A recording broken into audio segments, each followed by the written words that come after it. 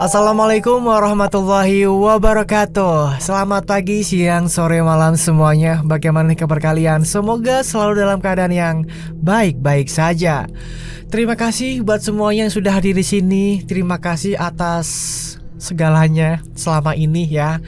Karena berkat dukungan kalian semua, saya dan teman saya, tim Dimensi Mimpi ya, bisa bertahan sampai di hari ini. Karena itu berkat dukungan kalian semua. Makasih banget. Makanya saya nggak berhenti bersyukur dan mengucapkan terima kasih kepada kalian semua yang sudah mensupport channel Dimensi Mimpi ya. Makasih banget. Nah, buat kalian nih yang nonton aja nih tapi nggak pernah nongol di komentar gitu, nongol dong, komentar dong ya.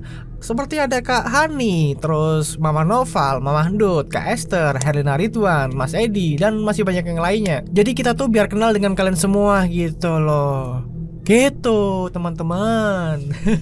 Hari ini ada video baru nih, ada cerita baru nih ya dari Mas Bri lagi nih. Tentunya dari Mas Bri lagi dong, karena ini episodenya episode Mas Bri ya. Jadi ceritanya itu memang dari Mas Bri semua. Buat kalian yang pengen baca ceritanya secara langsung, kalian bisa langsung kunjungi aja profil X-nya di Bri Story. Linknya sudah saya taruh di bawah ya, di deskripsi ya. Jadi hari ini dalam video ini ada cerita yang berjudul Kota Tak Kasat Mata di Selatan Jawa.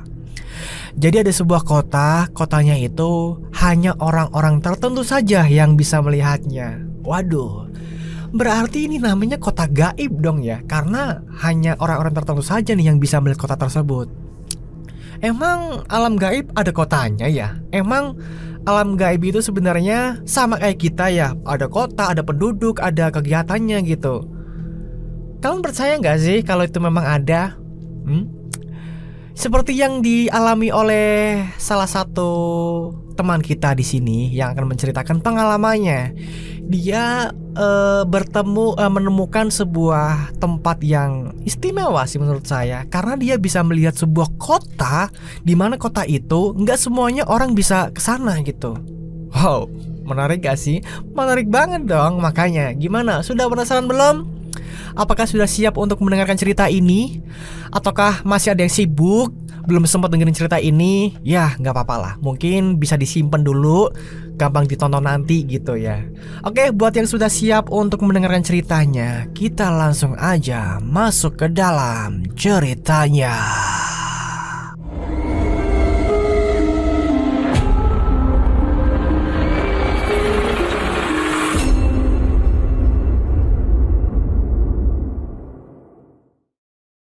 Entah bagaimana cara dan prosesnya, berjalan lintas dimensi bisa saja terjadi. Siapapun bisa mengalami, gak pandang bulu. Hari ini satu teman akan bercerita pengalaman seramnya. Lintas dimensi merasakan kekacauan garis ruang dan waktu. Hanya di sini di channel Dimensi Mimpi. Circa 2003 Selatan Jawa. Aku dan Virgo akhirnya menyerah. Kami sudah gak kuat menahan kantuk.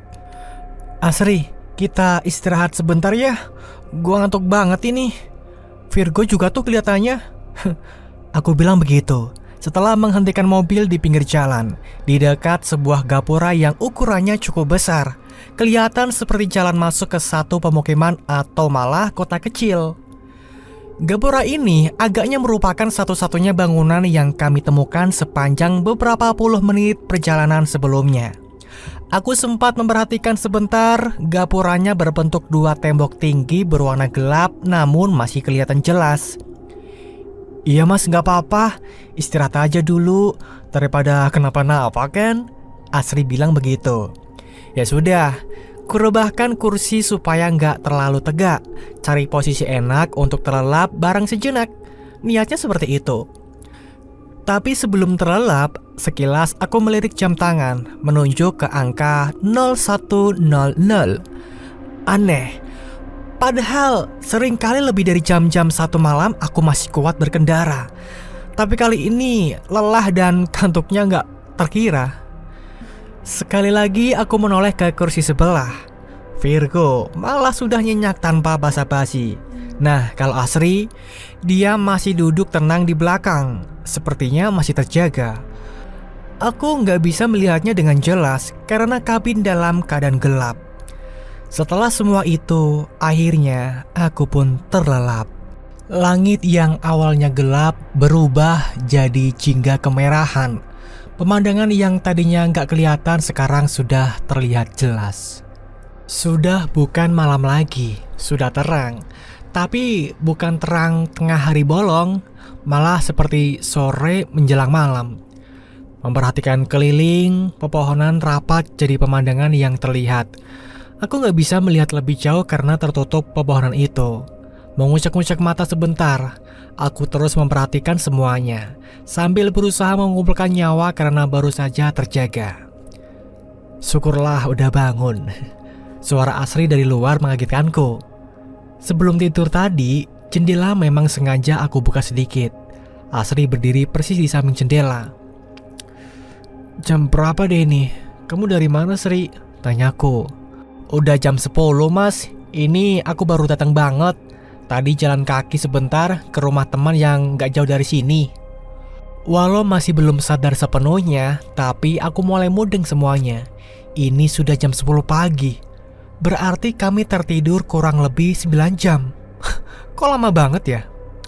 Wah, udah sore ternyata. Lama banget kita tidur, Fer. Buset deh. Virgo ikut bangun juga. "Belum sore, masih jam 10, aku menimpali. Tetap aja, kita masih lama banget tidurnya. Gila lo ya, kenapa nggak bangunin gue sih?" "Lah, gue aja baru bangun." "Ya udah, jalan lagi yuk, udah seger nih kan?" Ya sudah, kemudian kami memutuskan untuk segera melanjutkan perjalanan. Tentu saja harus menuju rumah Asri terlebih dahulu, lalu kemudian baru lanjut lagi menuju Lumajang. "Asri, ini nggak nyasar nih?" tanyaku. "Nggak mas, bener kok." Aku melirik sedikit. Asri tersenyum tipis, sumringah menggurat bahagia terlihat di wajahnya. "Tenang saja, nggak lama lagi nanti masuk perkotaan. Ya nggak akan sesepi inilah," ucap Asri lagi. Ingat 2 tiang besar berbentuk gapura yang aku ceritakan tadi? Ternyata Asri menuntun kami untuk masuk melintas melalui gapura itu. Asri bilang itu adalah gerbang masuk ke kota tempat tinggalnya. Agak aneh, tapi aku dan Virgo tentu saja mengikuti kemana jalan yang Asri tunjuk. Memang paling baru sekitar 5 menit waktu yang kami tempuh sejak lewat gapura tadi. Tapi tetap saja aku penasaran karena jalan ini sama sekali belum pernah aku lalui sebelumnya.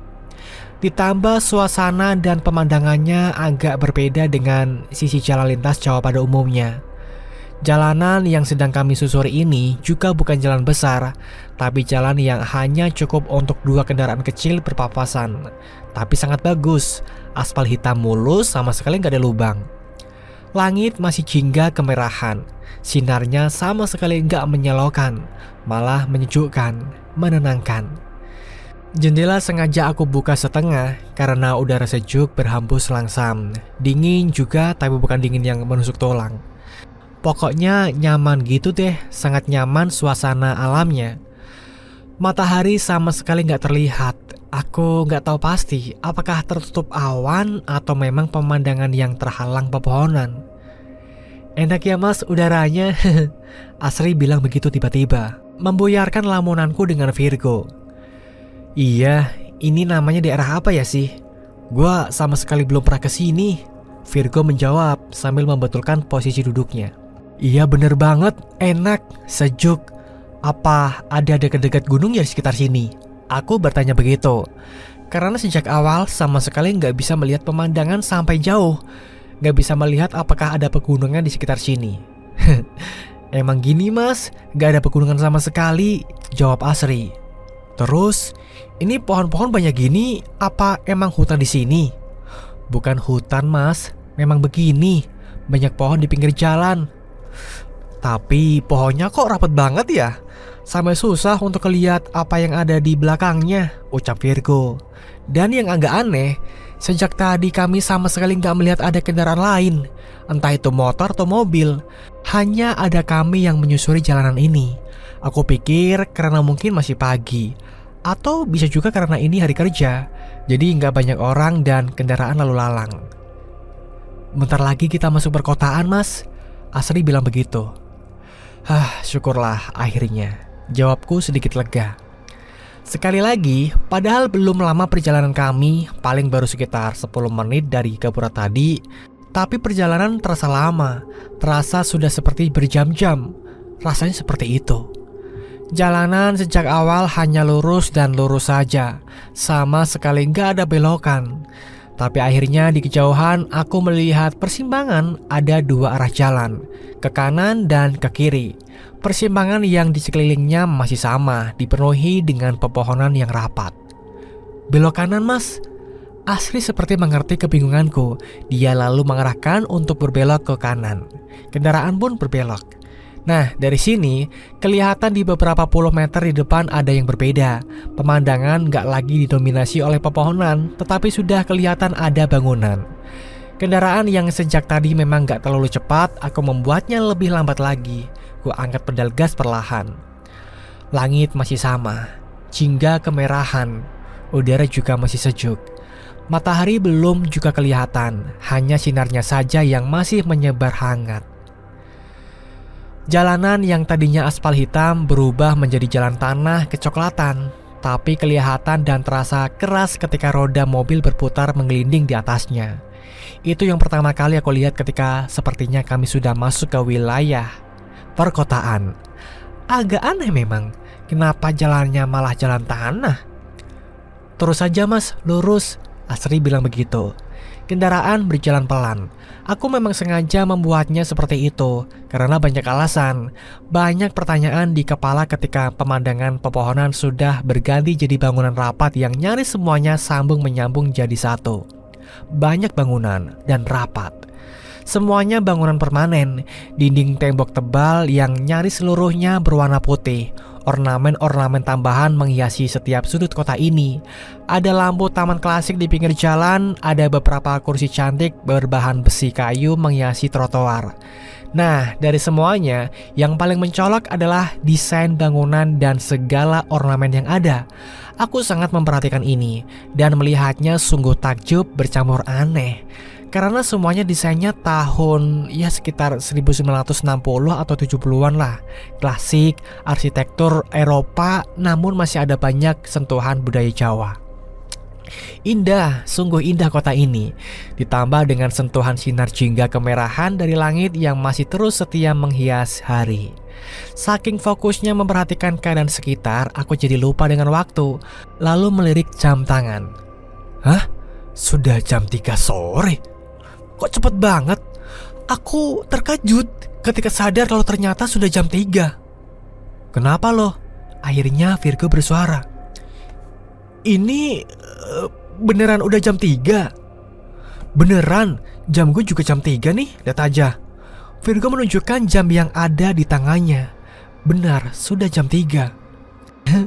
Mas-mas ini terlalu asik menikmati pemandangan kali, jadinya lupa waktu. Tawa tipis Asri mengakhiri kalimat yang keluar dari mulutnya. Mungkin Asri benar, aku dan Virgo bisa saja terlalu asik menikmati dan memperhatikan sekitar. Ya tapi seharusnya gak selama itu dong. Gak secepat itu waktu bergulir. Taksiranku, harusnya kami berjalan sejak dari Gapura gak lebih dari 1 jam. Harusnya sekarang masih di sekitaran jam 11 atau setengah 12 lah. Sesekali aku melirik dari kaca spion. Asri terlihat terus tersenyum dengan mata berbinar cerah. Asik memperhatikan suasana kampung halamannya, seperti orang yang sudah bertahun-tahun gak pulang. Emang biasanya kayak gini ya, Sri? Gak ada orang sama sekali. Sepi amat. Aku akhirnya bertanya kepada Asri perihal keanehan selanjutnya. Keanehan itu adalah sejak sampai di kota kecil ini, sama sekali gak ada orang yang lalu lalang. Gak ada loh. Ditambah gak ada suara yang terdengar. Desir hembus angin pun gak ada. Hanya suara mesin mobil kami saja yang menggema pelan terpantul dinding rapat bangunan. Jadi kita ini seperti sedang melewati kota mati. Kalau siang emang begini, Mas, sepi. Nanti menjelang sore ke malam mulai rame. Jawab Asri. Hah? Kenapa begitu? Apa memang kayak gini dari dulu? Virgo ikut penasaran. Iya, Asri menjawab dengan pendek. Tapi nggak juga. Itu ada orang di dalam toko. Aku bilang begitu ketika akhirnya melihat ada tanda-tanda kehidupan. Di salah satu bangunan berbentuk toko, aku melihat ada pergerakan orang beraktivitas di dalamnya. Di dalam bangunan agak gelap, jadi yang aku lihat hanya berbentuk siluet. Berikutnya, beberapa kali aku melihat aktivitas yang sama pada bangunan yang berbeda. Ya begitu, sepertinya warga kota ini aktivitasnya di dalam ruangan. Sama sekali gak ada yang kelihatan bergerak lalu lalang di luar. Jadinya jalanan kota sangat sepi. Nanti di depan belok kiri ya mas, Asri bersuara.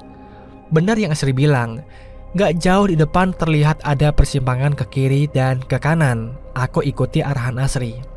Selanjutnya setelah berbelok, suasananya tetap sama. Masih berjajar bangunan desain klasik yang berjajar rapat satu sama lain. Pemandangan sama persis. Masih lambat aku melajukan mobil. Semakin lambat karena semakin banyak pertanyaan di kepala. Jalan kembali lurus, aku ikuti terus. Dengan pemandangan dan suasana yang nyaris sama. Masih juga, beberapa kali aku melihat pergerakan warga yang beraktivitas di dalam bangunan. Entah itu toko atau rumah. Aku dapat melihatnya dari jendela mereka. Ya tentu saja, aku masih saja melihat mereka dalam bentuk siluet, gak jelas. Oh ya, kenapa aku bisa melihat mereka? Karena jarak jalanan dan bangunan cukup dekat, hanya dipisahkan oleh trotoar yang lebarnya kira-kira 3 meteran lah. Kira-kira beberapa belas menit kemudian, aku melihat di kejauhan kalau bangunan yang berbaris ini akhirnya ada ujungnya. Itu udah ujung kota ya Sri? Tanyaku. Oh iya mas, rumahku memang di ujung itu, sebelah kiri jalan, Asri jawab begitu. Sekali lagi, aku melirik kaca spion. Pada saat itu, aku melihat kalau mata Asri berkaca-kaca. Ya seperti kayak menahan tangis gitu, namun tangis yang berbahagia ya. Aku pikir mungkin karena Asri terharu bahagianya, akhirnya bisa pulang setelah sekian lama. Rumah yang ini Sri? Iya mas, jawab Asri.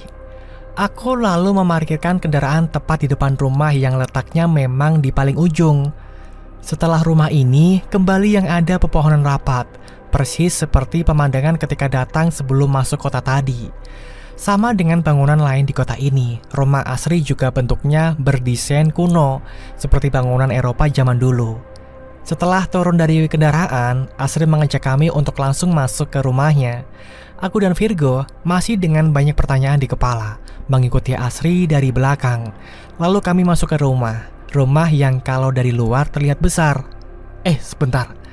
Ternyata ketika sudah di dalam, aku melihat rumah ini ternyata nggak besar-besar amat. Nggak sebesar ketika dilihat dari luar, tergolong kecil malah. Ketika baru masuk, kami langsung menemui ruang tengah. Ada kursi sejenis sofa, dengan meja panjang di depannya. Ini bapakku mas. Asri memperkenalkan kami dengan seorang lelaki yang ketika kami datang sudah ada duduk di sofa. Iya, itu ayahnya Asri. Lelaki berumur 50 tahunan, mengenakan batik lusuh bercelana hitam. Kami bersalaman, Virgo juga. Sempat kaget karena tangan bapak ini terasa dingin sekali, seperti es. Setelah itu kami dipersilakan duduk. Selain si bapak, ada anak kecil yang sejak tadi sudah berdiri di pintu yang menuju belakang. Anak perempuan ini rambutnya pendek, wajahnya terus tersenyum dari sejak kami datang. Kalau ini adik aku mas, akhirnya Asri pun memperkenalkan. Dengan adiknya Asri, kami gak bersalaman, karena dia seperti malu-malu, gak mau mendekat. Namun masih terus tersenyum. Nah, di dalam rumah makin banyak kejanggalan yang membuat aku dan Virgo mulai makin merasa ada yang salah, ada yang aneh. Beberapa kali kami berpandangan ketika melihat atau merasa ada yang janggal. Contohnya adalah tangan ayah Asri yang sedingin es tadi. Terus yang aneh berikutnya, Asri jadi sangat pendiam. Setiap aku dan Virgo bertanya, dia menjawab hanya dengan isyarat, entah mengangguk atau menggeleng. Ditambah, ayah Asri juga sama sekali gak berbicara, hanya tersenyum-senyum saja. Begitu juga adik Asri, hanya berdiri di depan pintu sambil terus tersenyum. Aku mulai merasa semakin yakin ada yang janggal ketika ayah Asri dengan menggunakan tangan memberi isyarat, seperti mempersilahkan kami untuk menikmati hidangan di meja. Aku dan Virgo ya jelas kebingungan dong, karena di meja nggak ada makanan dan minuman sama sekali. Yang ada hanya beberapa piring dan gelas yang di dalam keadaan kosong. Vero, berbisik Virgo memanggilku, sambil jarinya menunjuk ke jam di tangannya. Aku mengerti syarat itu, lalu melirik ke jam tanganku sendiri. Astaga, ternyata sudah jam 6:30. Hah, kok bisa? Secepat itu? Perasaan baru sebentar kami di rumah ini, tapi kenapa tiba-tiba udah malam? Aku dan Virgo lagi-lagi saling berpandangan. Wah, ini sih ada yang nggak beres nih. Sementara Asri, ayah serta adiknya tetap berada di tempatnya masing-masing. Gak ada pergerakan. Yang mengerikan, mereka semua terus tersenyum dengan ekspresi kosong. Siapa sebenarnya Asri ini? Itu pertanyaan yang ada di kepala. Masih sangat kebingungan. Aku melihat kalau Virgo tiba-tiba memandang keluar rumah melalui jendela ruang tengah yang sejak tadi memang sudah dalam keadaan terbuka. Tentu saja aku langsung ikut melihat keluar. Di luar sudah gelap. Gak ada lagi terang jingga kemerahan yang kami lihat seharian. Gelap malam. Jalanan kota hanya diterangi lampu taman yang berdiri di trotoar. Lampu ini gak terang menerangi, namun cahaya redupnya masih bisa membantu kami untuk melihat keanehan selanjutnya. Menurut kalian, apa nih keanehan selanjutnya? Tadi aku sudah ceritakan ya, kalau jalanan kota sangat sepi, gak ada orang yang terlihat sama sekali. Tapi anehnya, setelah hari sudah berganti malam, satu persatu mulai ada orang berlalu lalang. Benar, seperti apa yang Asri bilang tadi, kota ini akan mulai ramai ketika malam tiba. Cukup lama aku dan Virgo melihat dan memperhatikan luar. Seperti terhipnotis terus-terusan seperti itu. Sampai ketika lamunan kami akhirnya terhenti ketika melihat ada sesuatu yang menyeramkan. Ayo kita pergi, Ber, gila ini. Begitu Virgo bilang. Aku ikuti ajakan Virgo tanpa pikir panjang. Kami berdua langsung bergegas menuju kendaraan, tanpa sedikit pun memperdulikan Asri dan keluarganya. Tapi ketika aku baru sampai pintu, ini jarak terdekat dengan tempat Asri berdiri. Asri mengucap kalimat pendek. "Terima kasih, Mas." Begitu dia bilang. Aku mengabaikannya, menatapnya pun gak berani. Terus berjalan cepat menuju mobil, berniat untuk pergi keluar dari kota seram ini segera. Tahu kenapa? Aku dan Virgo beberapa detik sebelumnya langsung kompak buru-buru keluar rumah. Itu karena kami melihat ada pemandangan menyeramkan. Di jalanan kota banyak orang lalu lalang, tapi ada sebagian sosok yang kelihatan sangat seram. Sebagian sosok itu berjalan seperti melayang, kakinya seperti nggak menyentuh tanah. Kami terpaku melihatnya. Kemudian beberapa detik kemudian, kami juga melihat kalau ayahnya Asri lagi-lagi tanpa suara. Dia memberi isyarat dengan tangan, seperti pamit hendak meninggalkan ruangan. Ternyata benar, beliau pergi meninggalkan ruang tengah menuju belakang rumah. Yang mengerikan, ternyata beliau bergerak melayang juga, gak berjalan seperti manusia normal. Pada detik itulah aku dan Virgo memutuskan untuk segera pergi. Setelah sudah di mobil, aku langsung menyalakan mesin, memutar kendaraan menuju arah kami datang tadi. Kali ini aku mengendari mobil agak cepat, ingin rasanya segera pergi jauh-jauh dari tempat ini. Lewat kaca spion, aku melihat dari kejauhan Asri melambaikan tangan ke arah kami. Meraba-raba aku menyusuri jalan kota seram ini. Sepanjang jalan ini pula, kami terus melihat pemandangan seram. Banyak sosok yang lalu lalang berjalan bergerak melayang. Entah kota apa ini. Beruntung, aku gak menemui kesulitan mencari jalan. Gak lama kemudian, kami sudah berada di luar kota itu. Sudah kembali menemui pepohonan rindang. "Lo mual gak sih? Pusing kepala gua," ucap Virgo. Iya, aku juga merasakan hal yang sama. Tiba-tiba aku merasa gak enak badan teramat sangat. Perut mual, kepala pusing seperti berputar, keringat dingin bercucuran.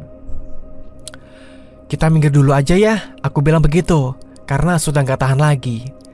Setelah mobil sudah terparkir di pinggir jalan, aku merebahkan tubuh, kemudian gak ingat apa-apa lagi. Vero, bangun Ver, bangun. Suara Virgo membuat aku terbangun.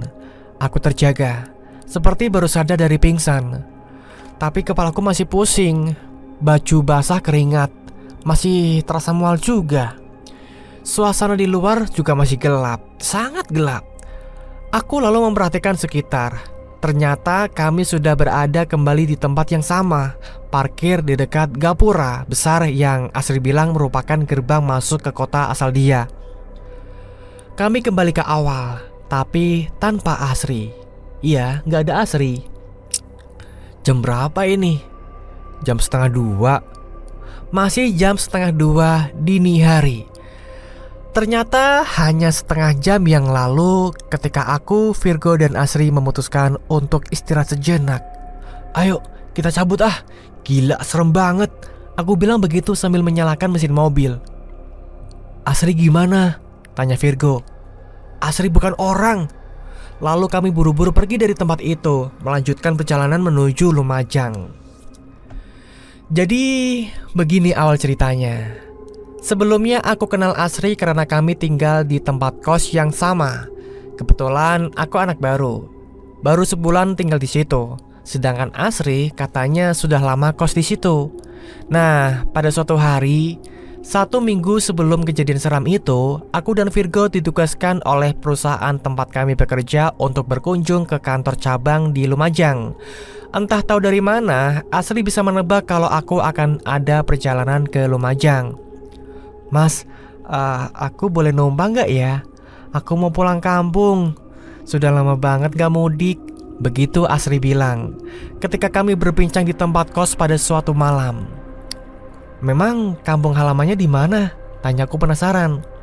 Ya pokoknya beberapa jam sebelum Lumajang mas, di selatan Jawa. Oh ya udah, ikut aja gak apa-apa sekalian. Emang gua dan teman kantor juga mau lewat selatan sih, begitu jawabku. Akhirnya ya itu tadi, Asri beneran ikut aku dan Virgo menumpang sampai kampung halamannya di sebuah kota kecil nan menyeramkan. Setelah kejadian misterius itu, aku gak pernah lagi melihat Asri di tempat kos. Dan itulah teman-teman ceritanya sudah berakhir sampai sini ya. Di sini saya agak bingung ya dengan ceritanya gitu.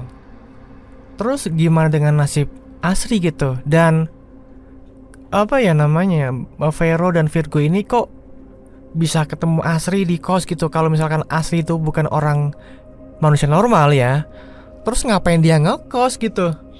Dan apa tujuannya si Asri ini mempertunjukkan apa ya, kejadian-kejadian aneh itu kepada Vero dan Virgo gitu? Jadi dari tadi ini saya memahami dengan ceritanya ini. Memang kalau saya sendiri ya, itu agak kurang paham dengan alur ceritanya sih. Jadi ya intinya gini sih, untuk alurnya paham, cuma apa ya, kayak ada yang gantung aja gitu. Kalau menurut kalian gimana nih? Barangkali bisa menjelaskan ya, tulis di kolom komentar ya. Jadi yang saya tangkap di sini cuma ya kayak, jadi si Vero dan Virgo itu ada tugas ke Lumajang ya kan. Terus di teman kosnya itu si Asri ikut karena katanya mau pulang kampung gitu kan. Akhirnya mereka bertiga jalanlah bareng ke sana. Nah, di tengah perjalanan dia sudah sampai nih di dekat kampung Asri gitu kan. Terus ngantar Asri pulang ke rumahnya gitu. Yang jadi aneh, terus berarti selama ini tuh Asri tuh siapa gitu? Kok dia tiba-tiba ikut pulang kampung, terus ketika Vero dan Virgo kembali lagi ke kota dia nggak ikut. Jadi dia ikut ke alam gaib sono gitu. Kalau misalkan berarti kan dia bukan manusia dong. Berarti kan dia selama ini ngekos bukan manusia dong. Terus gimana tuh? Terus ngapain si Asri? Itu sih yang jadi pertanyaan gitu. Tapi intinya gitu ya ceritanya teman-teman. Cerita dari yang dibawakan, yang ditulis oleh Mas Bri ini. Jadi menurut kalian gimana nih? Tulis pendapat kalian di kolom komentar ya. Terima kasih semuanya sudah nonton dari awal sampai menit akhir ini. Terima kasih atas support kalian yang selalu nggak support, yang selalu nggak skip iklan, yang selalu bilang, Mas aku nggak skip iklan nih. Makasih banget, matur nuhun sebanyak-banyaknya. Semoga rezeki lancar semua buat orang yang baik hati ya. Rezeki selalu tercurahkan pada orang-orang yang baik, amin. Mungkin itu saja ya ceritanya, memang cukup pendek. Kayaknya memang cerita-cerita dari Mas Bri ini memang pendek-pendek semua gitu ya. Jadi mungkin nanti ada saatnya kita kembali lagi cerita yang panjang ya. Bahkan mungkin berpart-part gitu, biar kalian tuh puas banget. Jadi bisa menemani aktivitas full total, nemenin kalian semua karena durasi yang panjang gitu ya. Oke, mungkin itu saja. Saya mewakili dari tim Dimensi Mimpi mengucapkan wassalamualaikum warahmatullahi wabarakatuh. Ingat ya, hidup hanyalah ilusi.